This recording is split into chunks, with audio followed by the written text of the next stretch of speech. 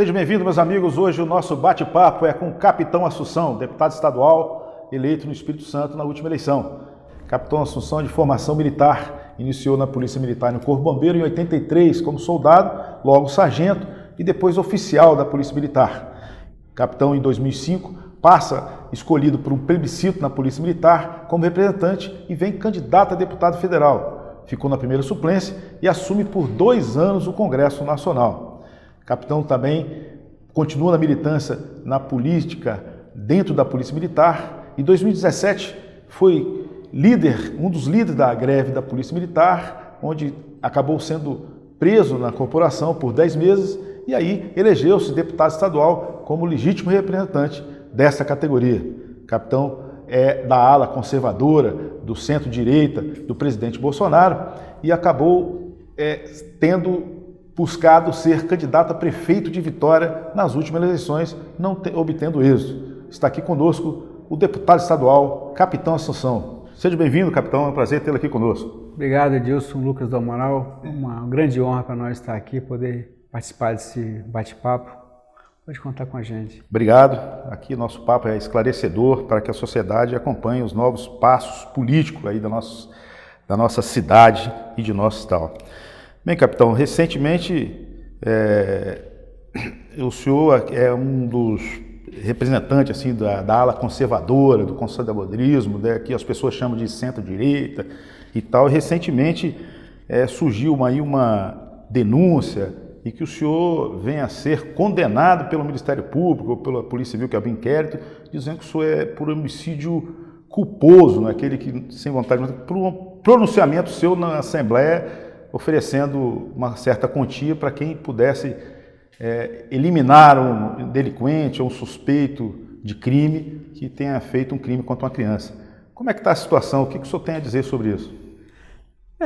Tem que acompanhar, né? O Ministério Público é um órgão que tem as suas competências, apesar de eu ter as minhas ressalvas no que se refere a algumas personagens que estão no Ministério Público. Respeito completamente o Ministério Público, a justiça do nosso estado, do nosso país, mas nós sabemos que o estado do Espírito Santo é um estado muito pequeno, onde as relações de mandonismo são muito fortes e a influência do governo estadual em alguns órgãos que deveriam ser isentos da política, elas são fortes, né?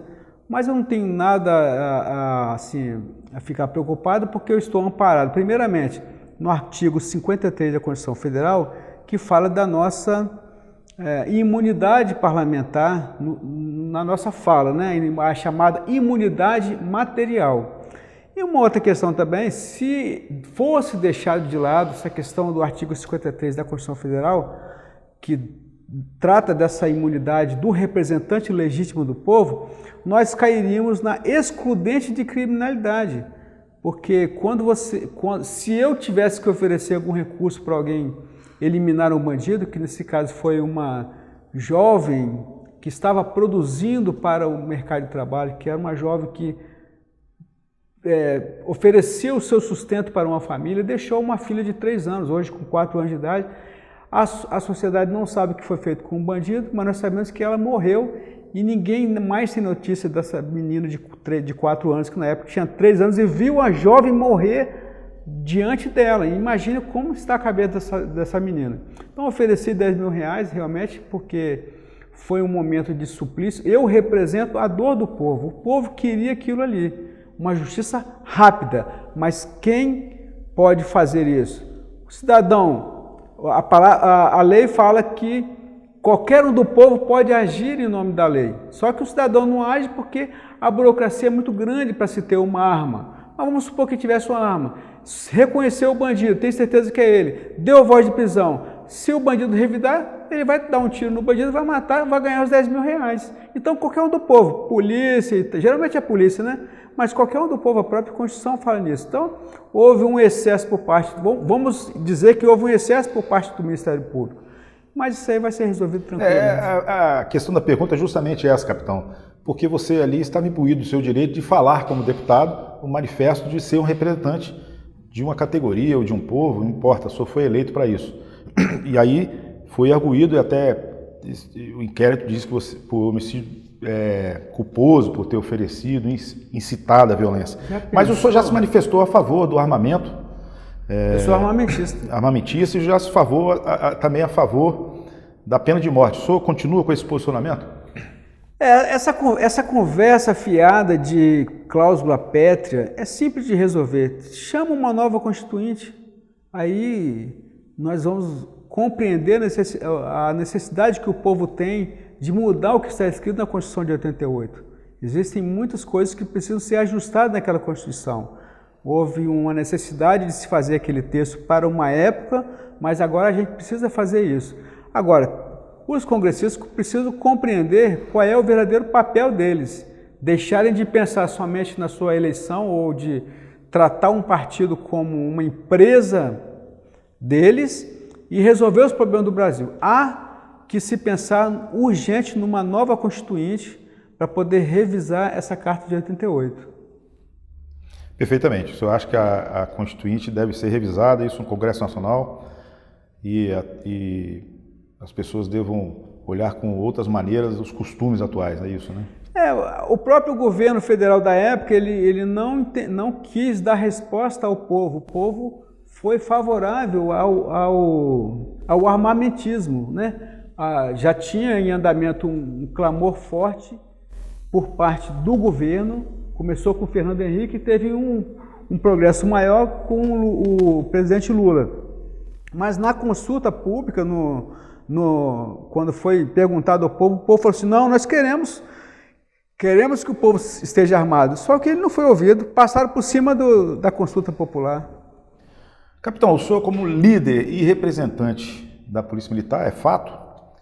Considera-se até que a sua eleição foi através da sua categoria? Talvez aquele fato histórico, até a nível de Brasil, da greve da Polícia Militar, que desencadeou uma série de manifestações no Brasil, não só no Espírito Santo. O senhor acredita que a Polícia Militar continua com união para escolher os seus representantes? É uma categoria que briga por isso, ela está imbuída disso, ela necessita disso, porque parece que o senhor é militar, mas passa a ser, de certa maneira, um representante de classe, né? Você não tem como ter uma sociedade que seja beneficiada pela presença e pela ação da polícia de todas as suas esferas, tanto PC, quanto PM, quanto bombeiro, ou agora a recém-criada Polícia Penal, se essas categorias não tiverem sido valorizadas. Como você vai oferecer segurança sabendo que aquele que vai guarnecer a sua casa não tem as mínimas condições satisfatórias de atender a sua família, a sua esposa, o seu marido, os seus filhos, não tem dignidade? Como é que ele vai dar uma condição digna para o cidadão, de defender o cidadão, se ele mesmo não é respeitado em sua dignidade? É por isso que eu falo, se a gente valoriza os trabalhadores da segurança pública, os profissionais da segurança pública, a gente está automaticamente valorizando a sociedade. O senhor acha que teve resultado a greve da Polícia Militar? Teve algum benefício? Você vê que a categoria saiu fortalecida? Foi um grito de angústia, né? Aquele movimento, ele surgiu de um momento de muita dor, onde um governo tirano não ouvia as categorias da segurança pública.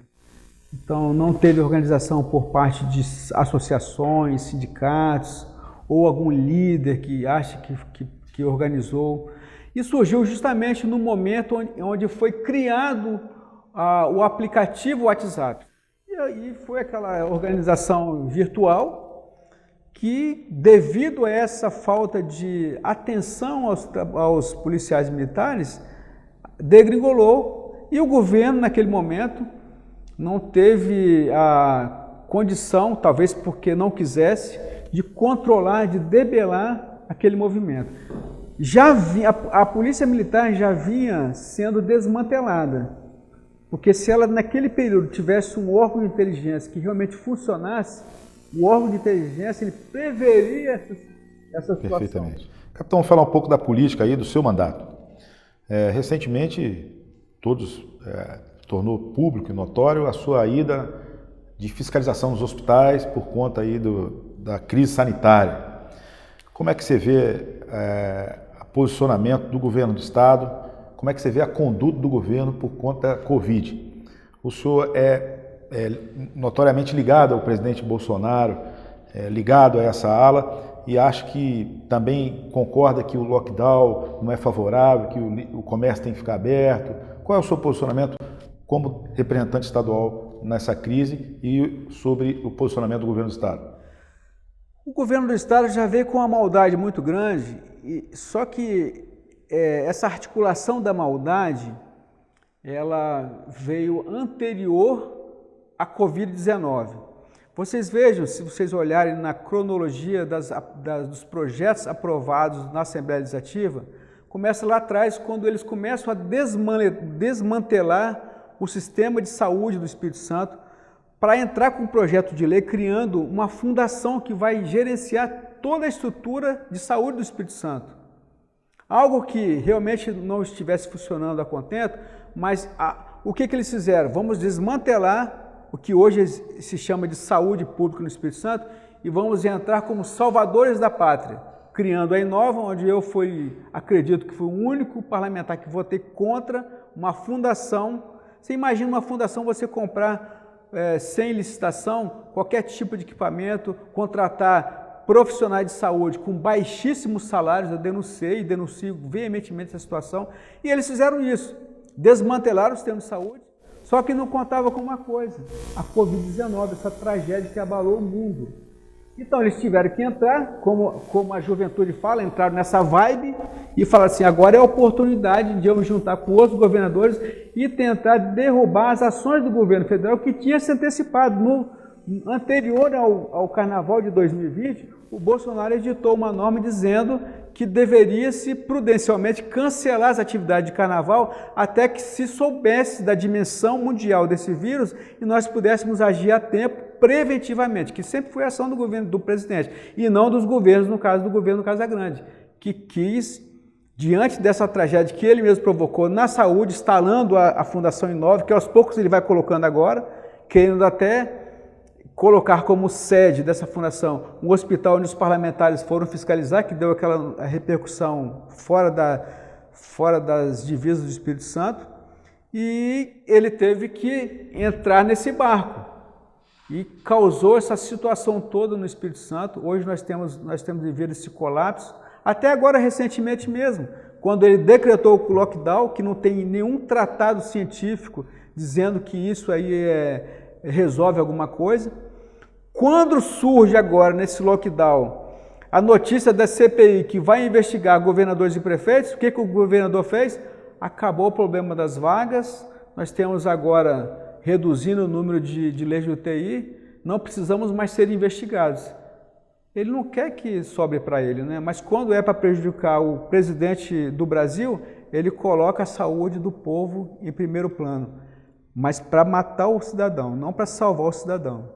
Então a conduta do governador, o senhor não está de acordo? Eu acho que ele está realmente fazendo política. Não, não é fazendo política, é mais do que isso. A política é uma coisa boa, né?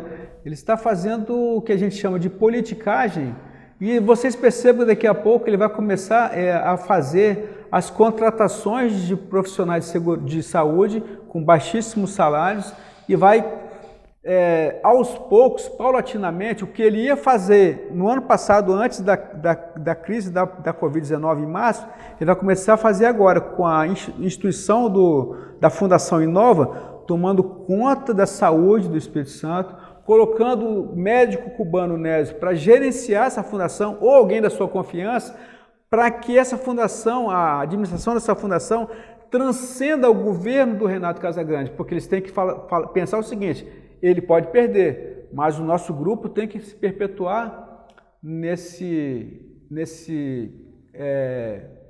montoeiro de grana chamado SUS, que é muita grana que a Fundação Inova vai receber, né? Vai ficar centralizado na mão de quem? O senhor Nésio, um camarada que não entende de saúde pública, um camarada que teve que participar de 2 revalidas.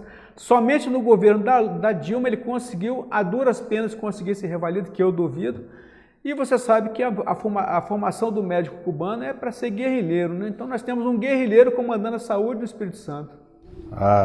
O deputado então vê que o Secretaria de Saúde comandado pelo secretário Nésio é muito falho.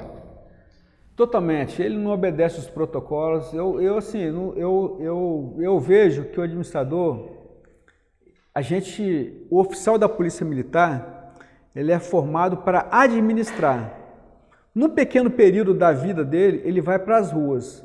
Por que ele vai para as ruas? Porque ele precisa saber o que o policial da ponta passa, como ele se situa para eu poder controlar toda a Polícia Militar, que é uma instituição de 168 anos de idade. Você precisa entender todos os detalhes da administração, execução, planejamento, tudo, você tem que entender tudo. Então você passa temporariamente na rua, mas o administrador, ele tem que ser zeloso com a coisa pública, com a res pública, coisa que o governador não tem feito. Planejamento na saúde, ele não fez planejamento. Na última vez que o governador foi, na primeira vez que o governador foi na Assembleia Legislativa, um ano depois, por isso eu entrei com o pedido de impeachment dele, porque ele faltou ao prazo, eu questionei o governador se ele tinha protocolos de atendimento primário, atendimento precoce, que é o jargão que todo mundo fala aí, né, de atendimento precoce, nas unidades básicas de saúde, porque quem é o líder, quem deveria ser o líder na saúde do Espírito Santo é o governador do estado, obviamente sob a égide do secretário de saúde, que é o Nésio, mas eles é que deveriam conduzir o processo de atendimento precoce nas unidades básicas de saúde, é o que reza a cartilha do SUS. Não precisa fazer uma nova receita, não. Está tudo discriminado no SUS. É por isso que todo mundo elogia o SUS, porque ele é o único que realmente, em qualquer lugar do mundo, não tem outro sistema igual. Só que eles não se planejaram para isso. E aí nós vimos o caos na saúde do Espírito Santo e a quantidade de mortes. Para ele evitar que fosse alvo da Covid, da CPI agora, ele esvaziou os leitos de UTI, né? Mas vai agora nas unidades intermediárias de saúde, nas emergências, e veja como está lotado. Continua com alto índice de da mesma forma, não mudou nada. Capitão, voltando aqui para a política local, o senhor tentou alçar novos voos e foi candidato a prefeito de Vitória, né? E foi nos moldes da campanha do que o senhor acredita que foi sucesso com o Bolsonaro. Sem fundo partidário, uma campanha nas redes sociais, e acabou que a sua campanha não alçou grande voo, embora há quem diga que o senhor saiu vencedor, mesmo na derrota. O senhor acha que esse modelo de campanha do Bolsonaro foi factível, foi algo individual, que não acontece mais, essa vibe, como o senhor diz, há de perdurar, ou o senhor acha que isso, cada eleição é uma história? As campanhas, Edilson, as campanhas municipais foram um laboratório para todo mundo, para todo político de modo nacional.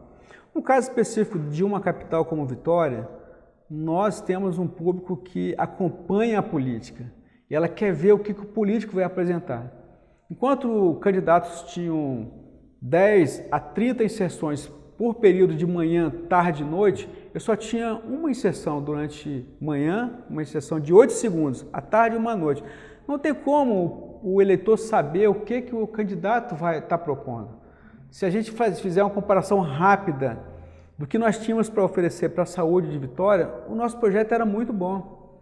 Nós não estou falando que a administração hoje está ruim ou está boa, eu só falo que do que foi apresentado... Suas ideias. Sim, do que nós tínhamos planejado de saúde para Vitória, de todos os candidatos, o nosso plano era o melhor, execuível. Nós contávamos com a participação do Ministério da Saúde para dizer isso pode e isso não pode ser feito. Isso tem como ser feito e isso vai demorar a ser feito. E nós fizemos em cima disso, de uma estrutura montada por agentes que são concursados do Ministério da Saúde. Mas faltou tempo de televisão. Entendi. Então você acaba afirmando que esse modelo só na majoritária como presidente poderia... Sem dúvida. Numa eleição municipal ou até mesmo estadual, é necessário esse mecanismo ainda de tempo de TV e tal, não dá para comparar com a eleição presidencial. Não, é outro aspecto, não foi somente no Espírito Santo não, na capital Vitória. Nós tínhamos outros exemplos também, posso citar aqui, um candidato a prefeito de Fortaleza, que começou com 34% de intenção de voto. Lá teve uma interferência maior porque o grupo que está tomando conta da política do Ceará, ela é muito forte, né? Então também ele foi derrotado nas urnas. Mas assim, no caso nosso específico, faltou mais tempo para a gente poder colocar a nossa plataforma. O modelo Bolsonaro não funciona somente a nível de Brasil, né? Tem que ter ainda aquelas regras de tempo de TV, não só rede social, as coisas são... No caso específico da nossa capital foi fundamental, eu não sei como é que seria... No resto do Brasil. No município do interior. A experiência sua nos coloca que esse tipo de campanha tem que ser reavaliada, né? Tem, aqui você tem que ter tempo de televisão para mostrar, ou uma forma de você puxar o povo para fora da televisão e mostrar no Facebook, ou no Instagram, ou alguma rede social, né? Perfeitamente. E os novos passos do deputado? Vem para a reeleição, já tem definido o partido, o senhor se mantém onde está, ou você espera a definição do presidente Bolsonaro para migrar para o mesmo partido? Eu estou dentro do Patriota, o partido que o Dr. Rafael me acolheu, não tenho problema nenhum dentro do Patriota. Só tem uma ressalva que eu já até conversei com ele e ele prontamente aceitou, né? Se lá na frente o Patriota for para o lado do grupo do Renato Casagrande, eu não vou poder ficar, né? Mas eu não tenho que reclamar do Patriota, me deu a oportunidade de ser candidato em Vitória, é uma questão, você sabe disso, que é muito difícil você conseguir um partido que lhe respeite, deixe você colocar as suas condições, o projeto, né, para poder viabilizar uma candidatura. Então ele me deu essa condição, honrou a palavra, mas só fica essa pendência. Se por acaso lá na frente o partido for para o lado do grupo do atual governador, eu vou ter que sair do partido. Mas já está tudo conversado. Existe essa tendência? Eu não sei como é que vai ser lá na frente, né? Eu tenho que pensar em tudo, né? Sim, claro. Infelizmente, hoje tem essa questão, você não pode ser candidato independente, você tem que partir para um partido, e o partido tem os cartórios, né, tem as suas negociações. Infelizmente... Que a gente acabou de falar, para consolidar campanhas, né? É verdade, nós temos que... Vai demorar muito tempo até que as reformas políticas consistentes mudem a forma de fazer a política no Brasil.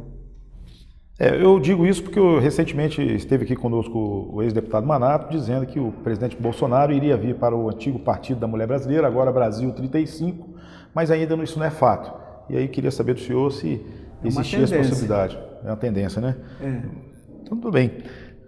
Capitão Assunção, eu agradeço sua presença aqui, foi esclarecedor, seus posicionamentos ideais, a sua postura junto à Assembleia, o seu contraponto ao governo do Estado, e dizer que faço votos para que o senhor continue na militância, representando a sua categoria e o povo capixaba, e que o senhor tenha sucesso novamente, já que o senhor afirmou ser novamente candidato a deputado estadual. Exatamente. Agradeço, Edilson. Me coloco à disposição de todo mundo aqui do movimento, e quero dizer para todo mundo que a importância de você estar escolhendo bons representantes é fundamental. A gente vê como que o Brasil tem andado, e às vezes a gente fica imaginando, poxa, por que nos outros lugares dá certo e no Brasil dá certo? Tudo passa pelo voto. Veja o que o seu candidato fez durante todo esse tempo e veja se compensou ter votado nele. Essa é a reflexão que eu crio na cabeça de vocês para que a gente possa mudar de vez o nosso Brasil, né? Nosso Brasil é próspero, Edilson. Nosso Brasil, né? Antigamente não, Caminha já falava, né? Em se plantando tudo dá, né? Mas, assim, falta a gente ter a consciência de votar corretamente. A gente vai mexer com muita coisa errada no Brasil se a gente não mudar essa forma de pensar. Perfeitamente. Muito obrigado pela sua presença. E o movimento agradece. Tamo junto.